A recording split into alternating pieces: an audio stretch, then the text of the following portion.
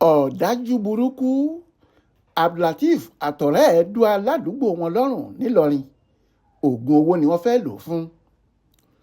Àwọn afurasí méjì kan tọ́jọ́ orí wọn kò ju ọdún 18 péré lọ, Lateef Yakubu àti ọ̀rẹ́ ẹ̀ Yakubu Ọlánrewájú, ni wọ́n ti ń ṣẹ́jú pàkó lákòlò àwọn ọlọ́pàá ọ̀tẹlẹ̀múyẹ́ báyìí, níbi tí wọ́n ti ń kà bòròbòrò nípa ìwà ọ̀dájú tí wọ́n hù pẹ̀lú bí wọ́n ṣe kí aládùúgbò wọn kan Abubakar Babatunde mọ́lẹ̀, tí wọ́n gà á lọ́rùn, tí wọ́n sì ń fi ọ̀bẹ dú u lọ́rùn látàrí pé wọ́n fẹ́ fi ṣoògùn owó.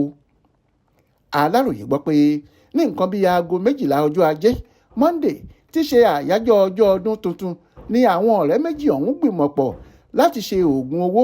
Ni wọ́n bá fi ọgbọ́n ẹ̀tọ́ mú Babatunde, wọ́n dè é mọ́lẹ̀, wọ́n sì ń fọ̀bẹ̀rẹ̀ lọ́rùn bíi ẹran ewúrẹ́ nílùú Ṣàó níjọba ìbílẹ̀ Mòrò ní ìpínlẹ̀ Kwara.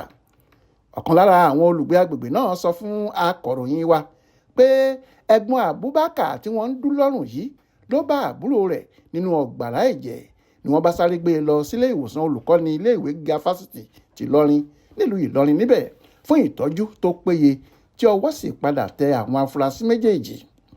Wọ́n ti ń kà bòròbòrò lágọ̀ọ́ ọlọ́pàá báyìí nípa ohun tó mú wọn hu irú ìwà ọ̀dájú bẹ́ẹ̀ sí aládùúgbò wọn. Alukoro iléeṣẹ́ ọlọ́pàá ìpínlẹ̀ Kwara, Èjìrẹ́ Adéyẹmí Adétóun, ti fi ìdí ìṣẹ̀lẹ̀ náà múlẹ̀. Ó ní lóòótọ́ ló wáyé àti pé ìwádìí ti bẹ̀rẹ̀ pẹrẹwu lórí ohun tó mú àwọn ọ̀rẹ́ méjì yìí hu ìwà aburú tí wọ́n hù sí aládùúgbò wọn. Ibrahim Alágúnmu ló ṣàkójọpọ̀ ìròyìn ọ̀hún fún Aláròyé online television.